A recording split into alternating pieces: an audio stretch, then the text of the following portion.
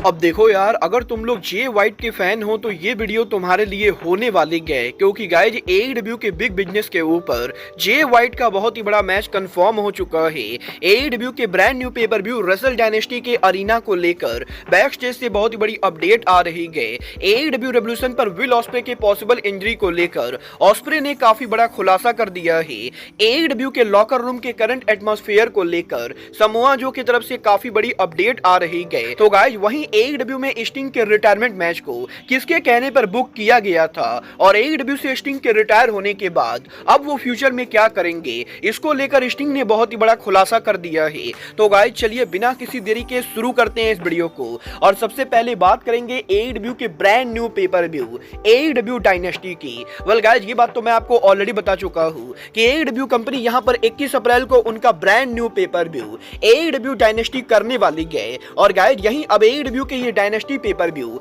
Officially आज यहां पर एडब्ल्यू के रेवोल्यूशन पेपर व्यू के ऊपर एडब्ल्यू कंपनी के द्वारा अनाउंस कर दिया गया है, जहां पर एडब्ल्यू ने आज ये कंफर्म कर दिया है कि एडब्ल्यू का ये brand new pay per view AEW company इस साल 21 अप्रैल को हेल्ड करेगी और एडब्ल्यू का ये pay per view AEW company Saint Louis Missouri में करने वाली है। और बात करें अगर यहां पर पेपर व्यू के अरीना और कैपेसिटी की, तो गाइस यहां पर एडब्ल्यू का ये डायनेस्टी पेपर व्यू जहां होने वाला है वो अरीना यहां पर चाइफेट अरीना है और इस अरीना की ओवरऑल कैपेसिटी करीबन यहां पर 10,600 के बराबर है। और इसीलिए मेरे हिसाब से एडब्ल्यू के डायनेस्टी पेपर व्यू की फाइनल कैपेसिटी टोनी खान करीबन यहां पर 8,000 रखने वाले गए, क्योंकि गाइस यहां पर जब अरीना की टोटल कैपेसिटी ही मात्र 10,500 है तो गाइस यहां पर टोनी खान के सेट डिजाइन लगाने के बाद टोनी खान ज्यादा से ज्यादा यहां पर इस शो के ऊपर 8,000 से 9,000 की कैपेसिटी रख सकते गए। वेल गाइस देखना बहुत ही दिलचस्प होने वाला है कि एडब्ल्यू के डायनेस्टी पेपर व्यू के इतने छोटे अरीना में बुक होने के बाद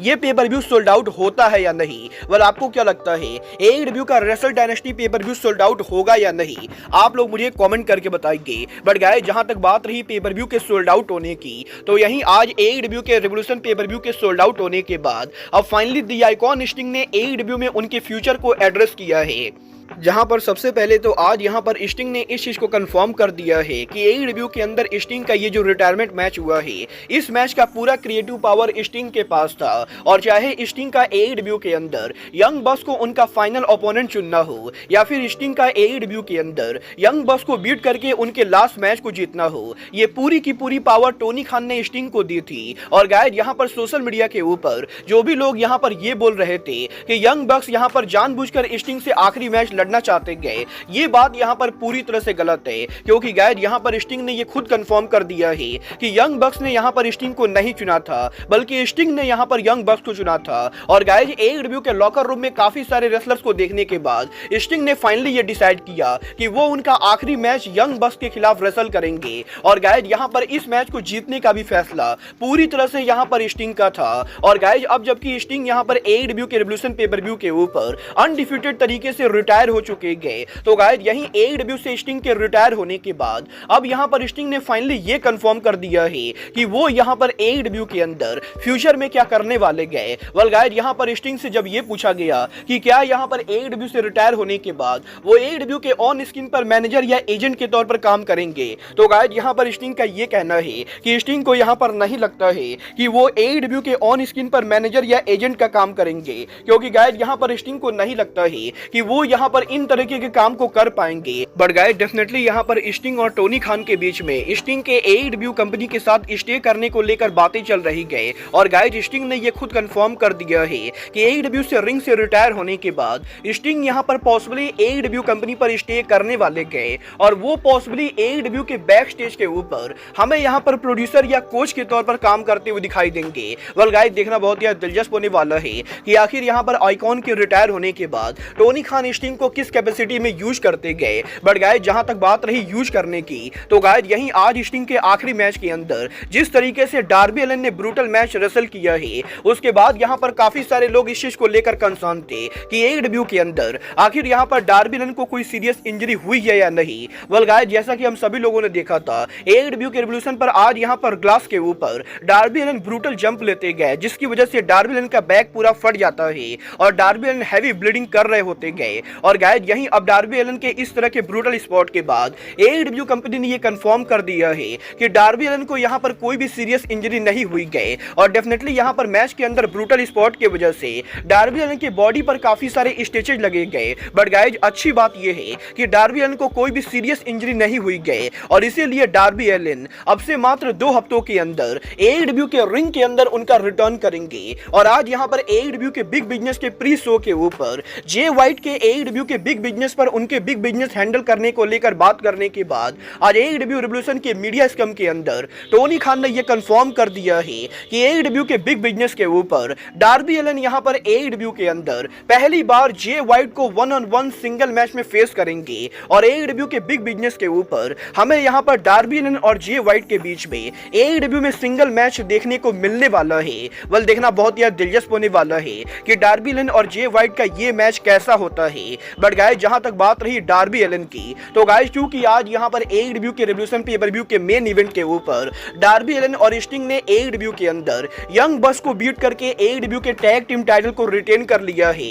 तो गाइस अब यहां पर काफी सारे लोगों के मन में सवाल है कि आखिर एडब्ल्यू के टैग टीम चैंपियनशिप का क्या होगा। वेल गाइस क्योंकि स्टिंग यहां पर रिटायर हो चुके गए, तो गाइस टोनी खान ने यह कंफर्म कर दिया है कि स्टिंग के रिटायर होने की वजह से डार्बी एलन अकेले यहां पर टाइटल रन को कंटिन्यू नहीं करेंगे और इसीलिए एडब्ल्यू कंपनी इस हफ्ते एडब्ल्यू के डायनामाइट पर ऑफिशियली टाइटल को वैकेट करेगी, जिसके बाद कि एडब्ल्यू के अंदर एडब्ल्यू टैग टीम चैंपियनशिप के लिए एक टूर्नामेंट करेगी और उस टूर्नामेंट को जो जीतेगा वो यहां पर ऑफिशियली एडब्ल्यू का brand new tag team champion बनेगा। वेल गाइस देखना बहुत ही दिलचस्प होने वाला है कि एडब्ल्यू के टैग टीम चैंपियनशिप टूर्नामेंट के अंदर एडब्ल्यू के कौन-कौन से टैग टीम शामिल होते गए और एडब्ल्यू की वो कौन सी टैग टीम होती गए जो एडब्ल्यू की brand new tag team champion बनती गए।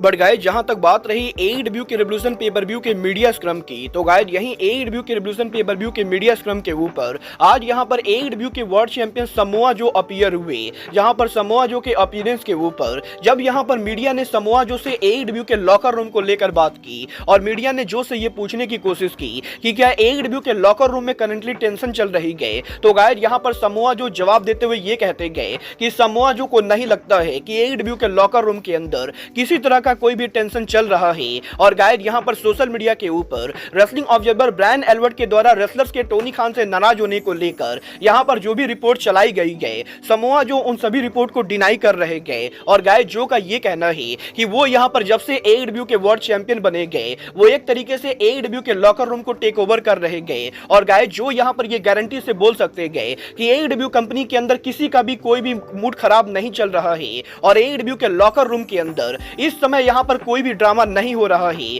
और जो यहां पर फैंस को ये मेक श्योर कर सकते गए कि एडब्ल्यू के बैक स्टेज के ऊपर इस समय हर आदमी पूरी तरह से हैप्पी गए। वेल गाइस यहां पर जो कि इस इंटरव्यू के बाद ये क्लियर हो चुका है कि रेसलिंग ऑब्जर्वर ने यहां पर जानबूझकर फॉल्स स्टोरी फैलाई थी और जैसा कि मैंने आपको पहले ही कहा था आजकल यहां पर रेसलिंग ऑब्जर्वर डेव मेल्जर और ब्रायन एल्बर्ट के द्वारा 90% रिपोर्टिंग यहां पर फेक की जाती गए और अब जो ने भी ये कंफर्म कर दिया है कि यहां पर रेसलिंग ऑब्जर्वर के द्वारा एडब्ल्यू के लॉकर रूम के मोरल डाउन होने को लेकर फेक स्टोरी चलाई गई थी। बट गाइस जहां तक बात रही एडब्ल्यू के मीडिया स्क्रम की, तो गाइस आज यहां पर पहली बार एडब्ल्यू के अंदर विल ऑस्प्रे के कॉन्ट्रैक्ट के अंदर पे-पर-व्यू मैच रेसल करने के बाद ऑस्प्रे यहां पर एडब्ल्यू के रिवॉल्यूशन के मीडिया स्क्रम पर अपीयर हुए, जहां पर ऑस्प्रे ने यहां पर मीडिया को यह दिखाया कि एडब्ल्यू के रिवॉल्यूशन पे-पर-व्यू के ऊपर विल ऑस्प्रे और कोनोसुके ताकेशिता के हुए मैच के अंदर जब यहां पर कोनोसुके ताकेशिता ने टर्म बकल के ऊपर विल ऑस्प्रे को यहां पर ब्रेन बस्टर हिट किया था, तो गाइस उसकी वजह से विल ऑस्प्रे को यहां पर कितनी चोट लगी थी।